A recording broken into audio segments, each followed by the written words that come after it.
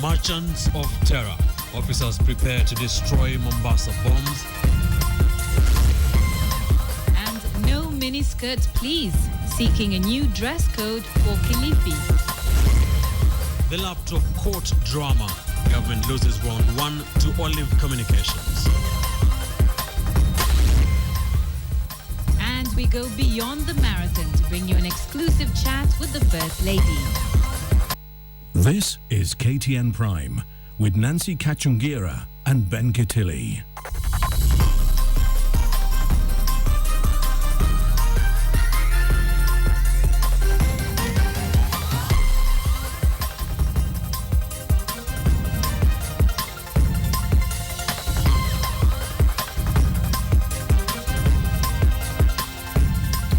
Good evening from the Standard Group Center, and thank you for joining us on the program. This is KTN Prime. Good to have you with us. Our sign language interpreter this evening is William Silla. And we begin in Mombasa, where police have been allowed to destroy the explosives which were retrieved from a vehicle in the coastal city on Monday. The senior resident magistrate's court accepted an explanation from police that the devices that include 6 pipe bombs posed a serious threat to the public. Here's KTN's senior coast reporter Ferdinand Omondi with the details that came as 2 suspects denied charges related to that incident. A day after a deadly arsenal was retrieved from this vehicle in Mombasa, 2 suspects in police custody were arraigned in court and slapped with 7 charges. Abdiaziz Abdullahi Abdi and Isaac Nur Ibrahim were accused of, among other charges, being members of terror group Al-Shabaab, possession of explosives and possession of a firearm, and 270 rounds of ammunition without a certificate. They were also accused of intent to commit murder. The pair denied all charges before Senior Principal Magistrate Richard Odenyo, who set the hearing date at 22nd of May. Prosecution also filed an application under the certificate of urgency to have the explosives destroyed, arguing that they posed a serious security threat both to police officers at the station where they are and the public. Odenyo and other court orderlies made a quick trip to police headquarters where the bomb experts explained in detail what they found: 6 pipe bombs, 6 grenades, 270 rounds of ammunition, an AK-47 assault rifle, and other items. They justified the need for the destruction of the explosives, and within 30 minutes, prosecution had its appeal granted. Police are still holding a 3rd suspect who was arrested on Tuesday night. County Commander Nelson Marwa told KTN they suspect the man to be among the masterminds of the botched operation. His identity is still withheld, while a 4th suspect is said to be on the run. Kenyans and the foreign nationals in this county to be calm and go about their business in a normal way. The government is on top of events. The 2 accused persons remain in police custody. It's been a long day here at the police headquarters, but finally the security officers have had the green light. All explosives and harmful products will be destroyed, leaving behind only the items that will be required for further analysis or for use as evidence. Ferdinand Omondi, KTN, Mombasa.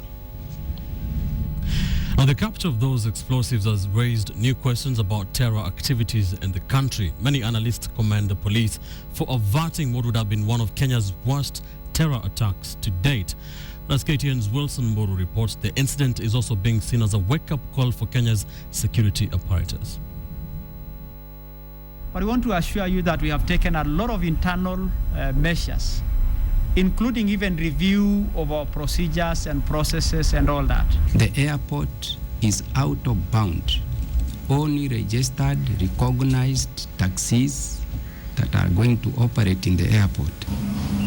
It was the usual response from the government after a cache of weapons was intercepted in Mombasa, hidden inside this vehicle. The government Wednesday lauded the police for what it says was a well-coordinated operation involving various security agencies that forestalled what could have been one of the biggest terror attacks on Kenyan soil.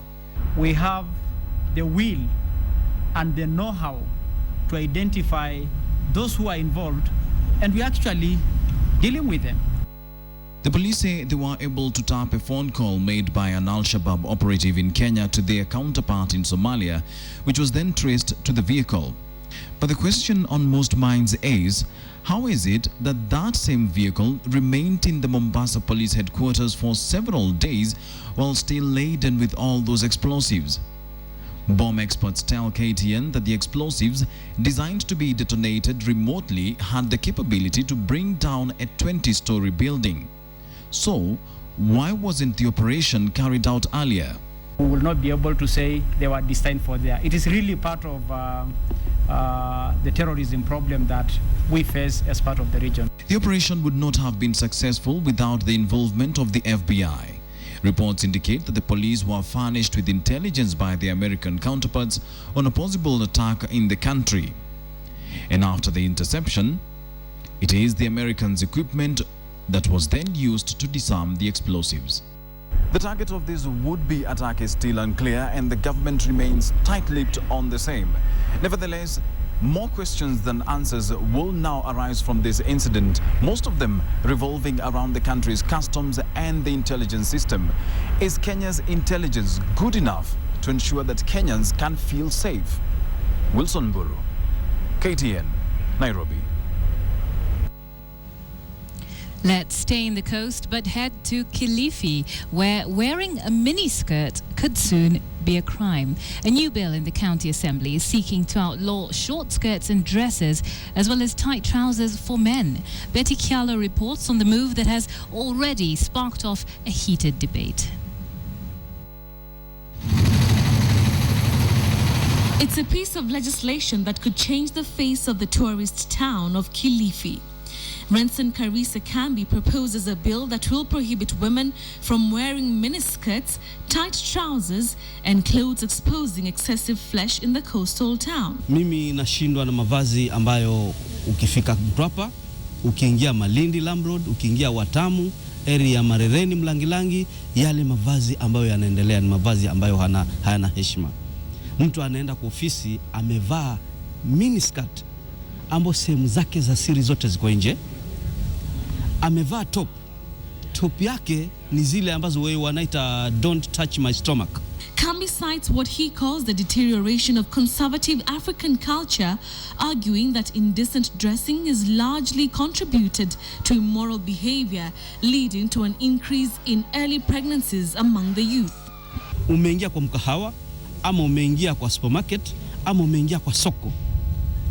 Uko na bibi yako, ama uko na mko wako, ama hata kama uko na babako, uko na mamako. Ni jambo la kusikitisha ukiona mtu anatembea sehemu zake za siri zote ziko nje, ile heshima imepotea.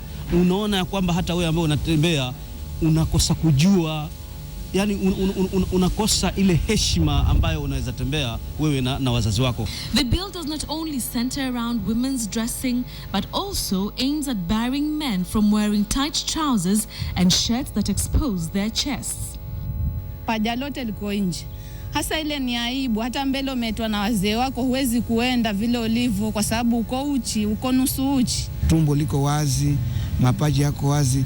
Sisi kama wazee tunakosa hata mahali ya kuangalia. Unaona watoto wetu wakipita hata tunaangusha macho chini. Already, Kambi has garnered support from other members of the county assembly who say this could be the only way to restore dignity in the town. Motion is currently under scrutiny by our legal department, and soon I'm able to be advised if the same contravenes the constitution, then I will be inclined to even allow it to go to the House for debate. However, critics say the bill could be discriminatory, as tourists who don the taboo clothes may not be subjected to the proposed law. If the bill garners a majority in the county assembly, it will be passed to Kilifi Governor Amason Kingi, who may sign it into law or reject it. Betty Kialo, KTN. Such a bill would have a lot of problems here in Nairobi County. I see a lot of young men in tight red trousers around. Why red trousers? I don't know. There are many of those. Well, that brings us to a big question tonight, and we are asking you, do you think miniskirts are an indication of moral decay? That's right. Do you think that banning short skirts and tight trousers in Kilifi will, as they say, restore dignity to that town? We'd love to hear what you have to say about this matter. And you can do that by tweeting us at Kacungira, at Ben_Kitili, at KTN Kenya as well. Also, you can text us on 22155. Just start with a yes or a no and leave a short comment. And of course, we'll take a look at the poll result at the end of the bulletin to see what you're saying. Let's switch gears now and to that laptop tender saga. And the High Court has temporarily stopped the Ministry of Education from procuring a fresh tender. Justice Weldon Korir issued the orders after Olive Telecommunications moved to court to challenge the decision to cancel the tender it had won. The Public Procurement Administrative Review Board annulled the tender for the supply of 1.2 million laptops for Standard 1 pupils in public primary schools, citing irregularities. KTN's Patrick Amimo has the latest. On Tuesday last week, the Public Procurement Administrative Review Board cancelled a lucrative multi-billion shillings laptop tender Olive Telecommunications PVT Limited had clinched to supply 1.2 million laptops for Standard 1 pupils at a cost of 24.6 billion shillings. Submissions and authorities were possible. And 8 days later, the Indian firm has moved to court under a certificate of urgency to challenge the ruling.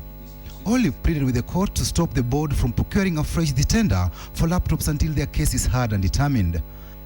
The review board had ruled that only Hewlett-Packard Europe BV and Haier Electrical Appliances Corporation Limited of China could participate in the fresh tender and an award made within a period of 45 days. Olive argues that it has been excluded unlawfully from that process by the decision of the board. While temporarily suspending the fresh tender ordered by the board, Justice Weldon Korir said if the stay is not granted, the matter will be overtaken by events. He said the dispute involves international companies and it was in the interest of justice to protect investor interest. The judge directed Olive to serve the review board with suit papers and appear before him on April 10th for hearing of the judicial review application. In a sworn affidavit, Olive Director of Sales Ajay Jain said the company was aggrieved by the actions of the board to cancel their tender award without giving them a fair hearing. The review board found Olive did not have financial capacity commensurate with the 24.6 billion shillings contract. But Olive argued the decision was contrary to the rules of natural justice because the company was not offered an opportunity to respond. Olive's Director of Sales Ajay Jain told Justice Korir that if such allegations had been properly pleaded and Olive given a proper opportunity to respond, it will have demonstrated that it indeed meets the financial criteria regarding the turnover. The board found that the combined average turnover of the Olive and its consortium partner was below the 8 billion shillings required under the tender. Olive, however, stated that the combined average annual turnover of its consortium partner, New Century Optronics Company Limited, was 17.85 billion shillings. The review board said the tender requirements were ignored because Olive is not an original device manufacturer. However, Olive argues the board relied upon a definition that was not offered by the procuring entity. Olive insists the board did not have any definition under which the requirement of a factory was a necessary prerequisite to being an original equipment manufacturer, yet insisted that a factory was a necessity nevertheless. Olive Group claims it has shipped over 20 million devices to over 40 countries over the past 10 years. Patrick Amimo, KTN. Well, even as that laptop tender saga continues to escalate, the Office of the President is embarking on a fresh look at its own procurement. Various tenders have already been cancelled and several members of staff transferred. But is this simply transferring the problem, or has the President's office finally found a formula to fight corruption? KTN's Samuel Gina takes a closer look. We apologize. We'll be bringing you that story a little later on. But let's go elsewhere, where the one-week strike by university lecturers and non-teaching staff has been called off in the last few hours following an agreement between the Ministry of Labour, UASU, and Kenya University's staff union. The return to work formula agreement stipulates that the court case challenging the strike should be withdrawn immediately, that there should be no victimization of those involved in the strike, and employee pensions be computed according to the CBA agreement of 2010.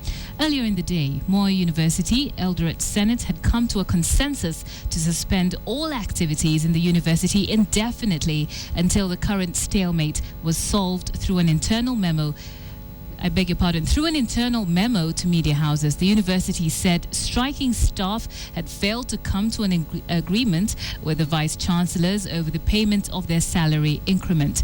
Lecturers and non-teaching staff were demanding 3.9 billion shillings in salaries and house allowance, money which they allege has been diverted by vice-chancellors. So let's bring you back to our big question tonight, and it is that bill that the County Assembly of Kilifi wants to pass, banning the wearing of miniskirts and tight trousers for men. We're asking you, do you think that miniskirts are an indication of moral decay? Yes, let us know if you think there's actually a correlation between the two, or perhaps not at all.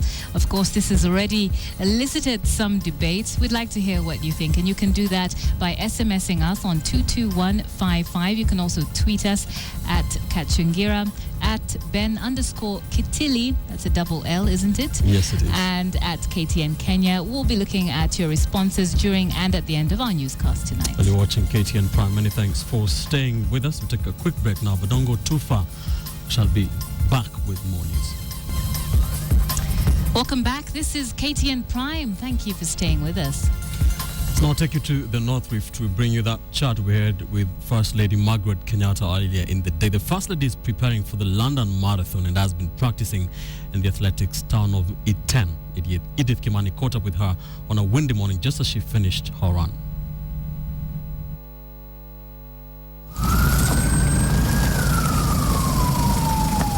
Our first meeting with Margaret Kenyatta is before the crack of dawn.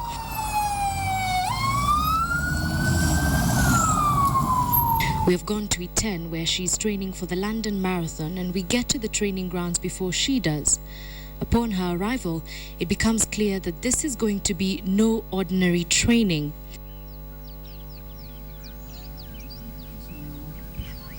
But being first has not stopped this lady from making history. On the 9th of June, Mrs. Kenyatta became the first Lady to run a marathon.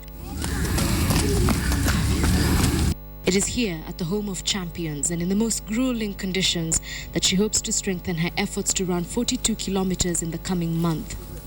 But in your team, everyone has to finish. We have to finish. We'll finish. Okay.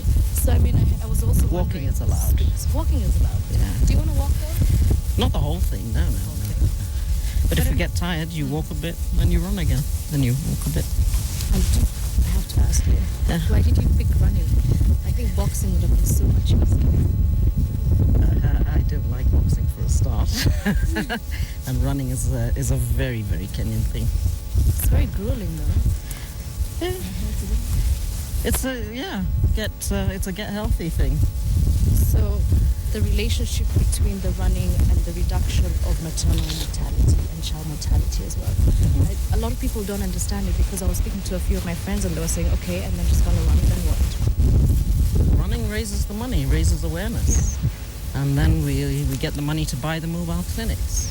But while we're doing that, we're getting Kenyans healthy. Up until now, the First Lady has been somewhat of a mystery. Married to the President, an in-law to the former President, and daughter to the former Kenya Railways Corporation Director, Margaret Kenyatta, even with her famous family, has managed to remain surprisingly enigmatic. Then there is a style icon status she has received. From her hair to her clothes and even her voice, bloggers have written everything they can about what they see, which leads me to an unconventional discussion. Let's talk about the hair now. Because everyone... You mean you're serious? Yes, I'm serious. Everyone asks about your hair. Every time there's a hair blog. Have you not seen? No.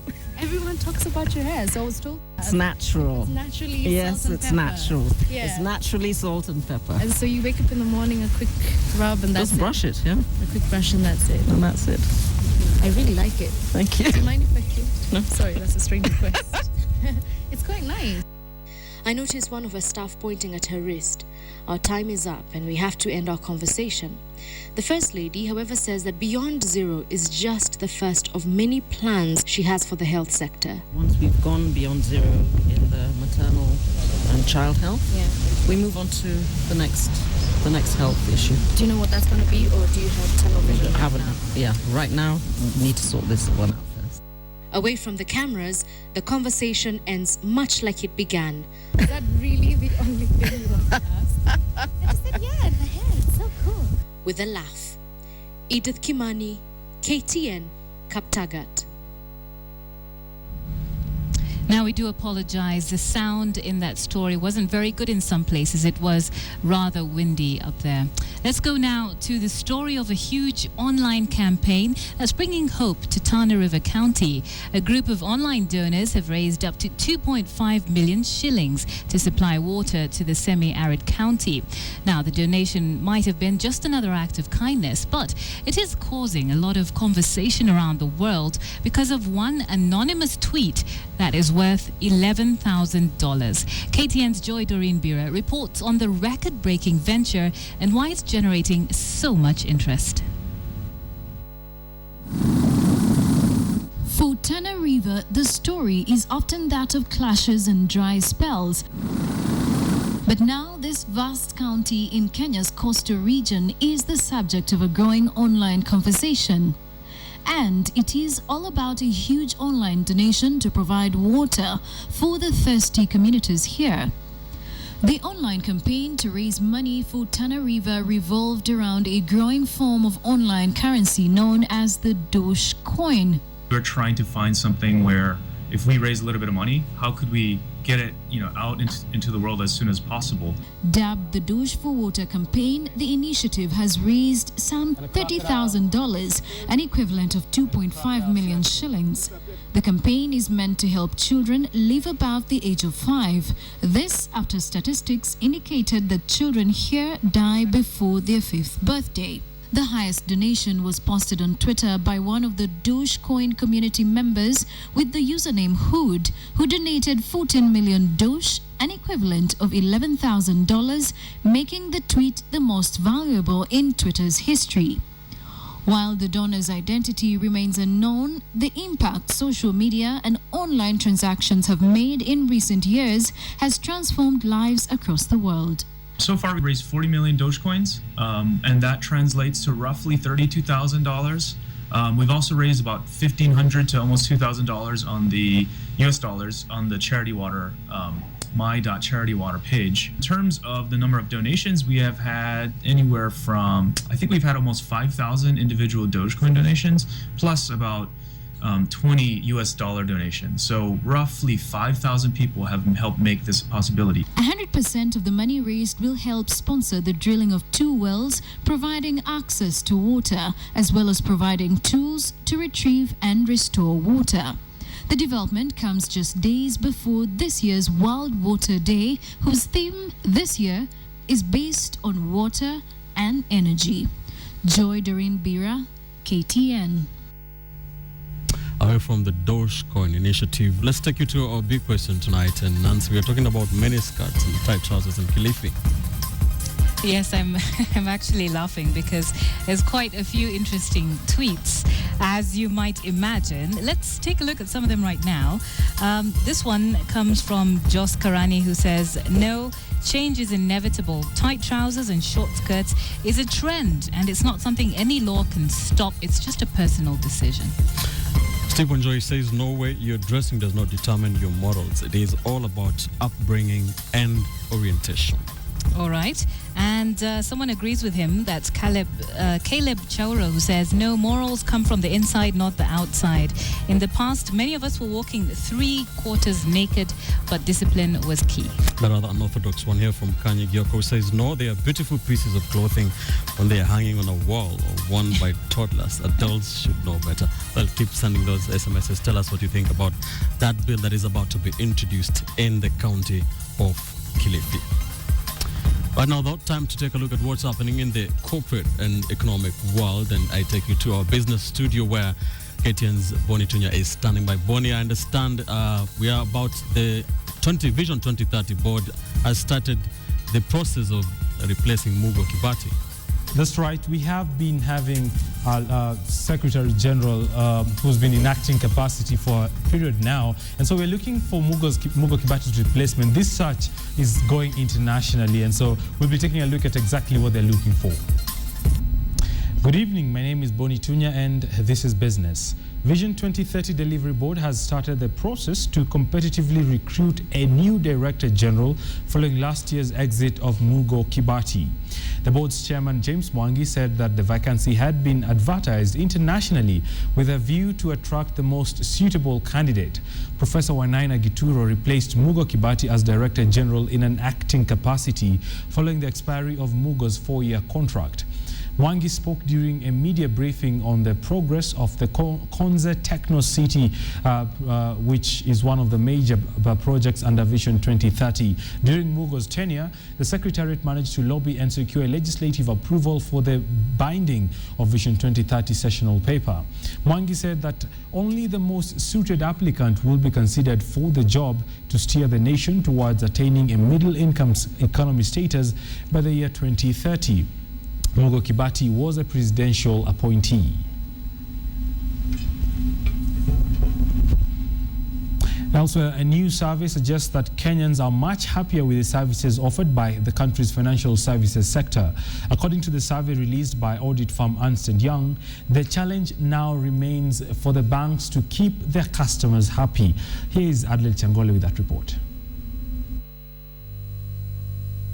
The local banking scene has seen a dynamic decade, with industry players seeking to include more Kenyans into the formal financial services sector. According to Ernst & Young's latest consumer banking survey that surveyed 32,000 respondents in 43 countries, 66% of Kenyans are confident about their banks and 62% would recommend their bank to a friend or relative, far higher than the global average of 33% confidence and 40% advocacy. Customer experience is going to be key and will continue to be key going forward. We have to give our customers the experience that they value so that we can get their loyalty, so that they can extend the reach of their services and even get more people into the banks. I also want to be treated properly. I want to be treated well, and if you treat me well, then I'm going to recommend you to family and friends, is what Kenyans are saying. This good standings, the survey also indicates, has been made possible by technology, especially on the mobile phone front. Traditional banks have to thank the telecom providers for actually providing fantastic financial services access to the customers for these results. Currently, only 63% of respondents cite traditional banks as their primary financial services provider, with 21% saying they use mobile phone service providers and another 16% cite SACCOs, investment firms and other technology providers. This means the sector offers more competition than other markets, where 98% of financial services are provided by traditional banks and only 2% is taken up by alternative ways of banking. These customers are finding that traditional banks actually offer little or no advantage compared to your new providers. So that means that the traditional banks have to work even harder to try and get these customers and even retain them. Customers here having more choice in terms of channel, more choice of who provides the service. And I think what will remain interesting is the role that the mobile or the telcos provide to the customers going forward. More recently, Equity Bank announced its planned entry into the mobile service industry, pointed to the next phase of competition in the industry. So I see more competition. I see the mobile providers actually providing some of that and actually engineering in some aspects of retail excellence, which I think is good in the mix. I also see a real focus on segments and banks actually figuring out more and more what groups of customers actually want to see. The good news for Kenyan banks is that customers are generally happy with their services. But the bad news is competitors are increasingly moving into their core business, and banks now have to up their game to remain relevant in the new world order. Adelaide Changole, KTN Business. So if you're happy with your bank, let's look at how they performed. Cooperative Bank Group has recorded a 9% growth in pre-tax profit for full year ended December 31st, 2013. The group's 12-month profit before tax grew to 10.87 billion shillings from the previous 9.98 billion shillings. Now, Philip Keitani has all the details. Despite a difficult financial year, the group saw its financial books benefit from an increase in its transaction-based income as the number of its customer base rose to 4.1 million from 3.2 million account holders in the previous year. We will continue to be a cooperative bank with a strategic ownership by the cooperative movement. That will stay, that will not change. in the foreseeable future. However, the bank noted that the conflict in southern Sudan hampered its performance for the year under review and stalled its plans to roll out branches in the country's 10 states. But according to the bank's CEO, the 2013 performance was satisfactory despite the challenges that slowed down market performance earlier in the year when Kenyans went to the polls. We didn't do the brick and mortar. We didn't construct the branches. We have always gone for a leasing option. Our auditors recommend that to us because the lease you pay or the rent you pay is deductible. The group is banking on new investment, among them 20 new branches, to show up its 2014 financial report. We are so happy with the returns we're getting from our institution, the 65% that we have. Initial lock-in of 5 years by Capital Markets Authority for the purpose of the IPO in 2008. They have locked it in for another 10 years. The bank saw its total income rose 17% to 27.89 billion shillings from 23.85 billion shillings. Total customer deposit increased 11% to 180.9 billion shillings from 163.1 billion shillings, while net loans and advance surged 15% to 137.1 billion shillings from 119.1 billion shillings in a similar period. The group shareholders will earn 50 cents for each share held as a result of the performance. Philip Kaitan, KTN Business. Well, it seems everyone is happy there. The government has maintained that it will not withdraw the 80% export duty imposed on leather industry the last year as part of reforms being championed to improve strong production of leather materials. The Ministry of Industrialization has identified leather as a key sector for economic growth, hence the need to create a better environment for investors through policy. It added that if the industry is nurtured, Kenya has the potential to join the global supply chain for high-quality leather products, instead of being an exporter of raw hides and skins which fetch low prices internationally. Adan Mohammed, Cabinet Secretary for Industrialization and Enterprise Development, also added that industry could thrive on natural competitive advantage with readily available raw materials and labor. He, however, noted that the quality of the raw material should be improved.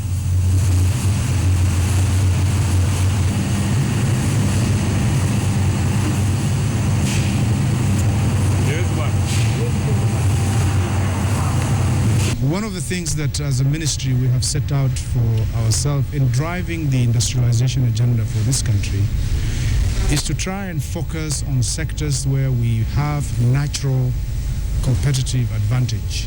And leather is the finest example of actually an industry where we have access to raw material, we have the market, we have the skill set, we know what needs to be done, and we want to be the best in the world in that particular industry. There's a lot of good news in business today. Let's take a look at the numbers now in the Financial Market Review coming up next.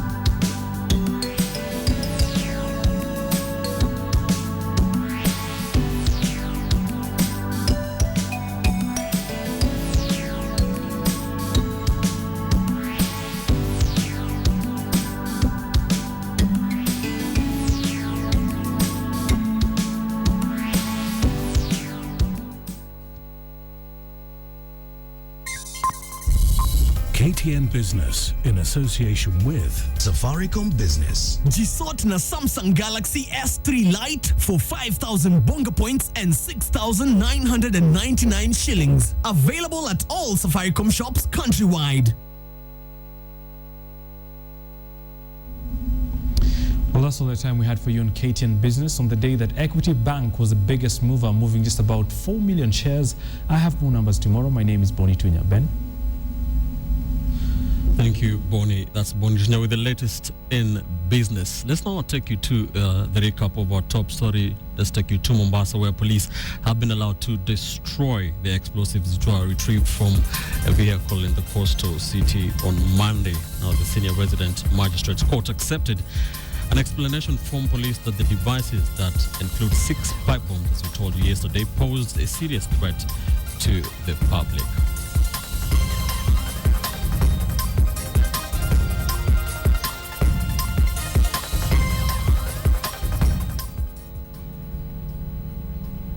We have also reported that the courts have also stopped the tendering process of the laptop project. And as that tender saga continues to escalate, the office of the president is embarking on a fresh look at its own procurement. Various tenders have already been cancelled and several members of staff transferred.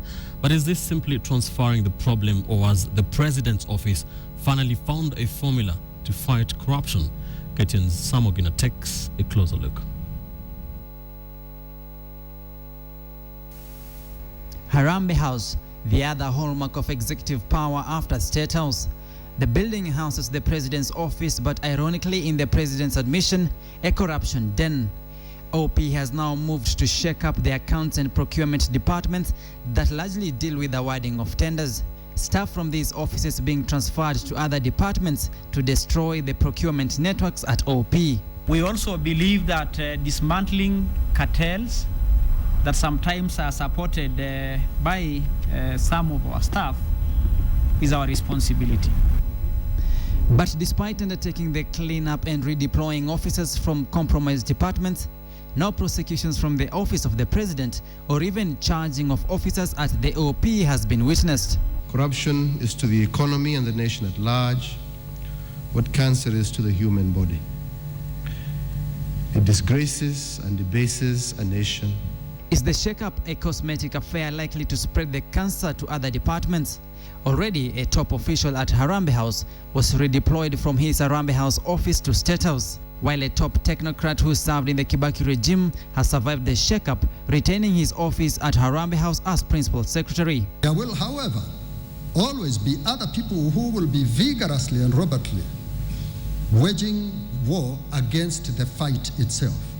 Such people, we are aware in the commission, can be vicious and they can be negatively innovative.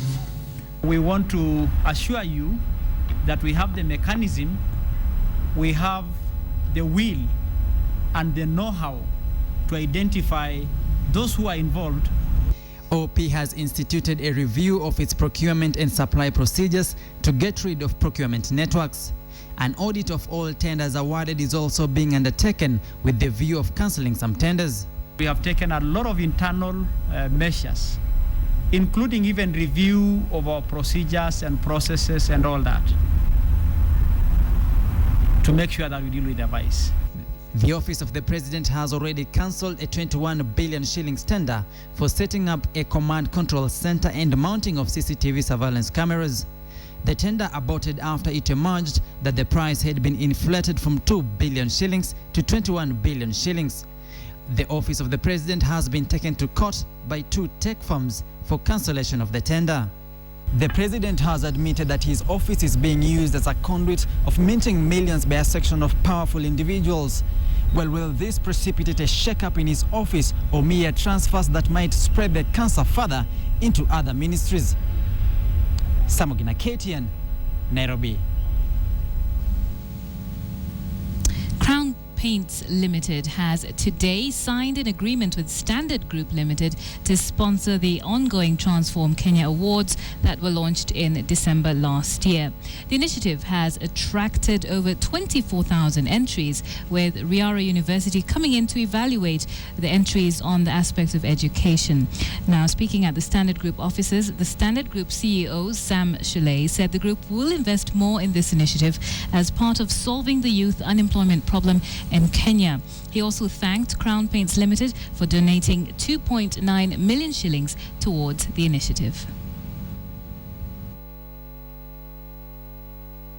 So being a 112-year company, we really want to make sure that the coming years we touch the lives of Kenyans by ensuring that we We championed the things that Kenyans care about. We championed issues of transformation, especially creating employment for the youth in this country, turning our country into a developed country in accordance with Vision 2030. I think it's a great initiative because I think many people are doing a lot of hard work in these countries, and there's no initiative, no recognition there in this country at the moment. And then Center Group has been come with this great ideas, and we really appreciate that they really would like to appreciate and recognize people who done a great job for this country. Next on KTN Prime, it's time to find out about all the sporting action. Nick Mudimba is definitely the man for this. He's in our sports studio right now. Good evening to you, Nick. Good evening, Nancy, and tonight we have lots of action for you, including KPL as far as the results are concerned, and of course, we'll be telling you the changes at the Kenya Rugby Union. All that in a short while. Keep it KTN Prime. Matters rugby now. Philip Jalango has joined the Kenya Rugby Union board as the vice chairman. Jalango outvoted incumbent Sasha Mutai by 1 vote during polls held this evening at the Carey grounds. Jalango was in charge of the lead and performance of the union polled 22 against 21's Eddie Omondi joins the board as the new secretary. He defeated his only opponent, Uchenga Haya, by 32 votes to 11. Pelina Wahome became the second woman in the union's history after beating Dennis Sumbui by 34 to 32. Moses Ndale, who got 20 votes, becomes a director by virtue of being in the top 3. At the end of the voting, Gabriel Ouko was unopposed as the treasurer. Mainly development of rugby from the grassroots through all the way to the club levels, and also in women's rugby. 2 foreign teams, 1 each from Uganda, South Africa, have been invited to grace this year's Nakuru Great Rift Valley Tennis-side rugby tournament set to go down from the 18th to 20th of April at the Nakuru Athletics Club. A total of 32 teams and 16 school teams will be taking part in this 24th edition of the tournament. The organizers of the tournament and the Standard Group, through Game Yetu Sports newspaper, will for the second year partner. This year's tournament will also see the introduction of a veteran touch rugby category to be played under floodlights. Winners of the tournament will take home 160,000 shillings.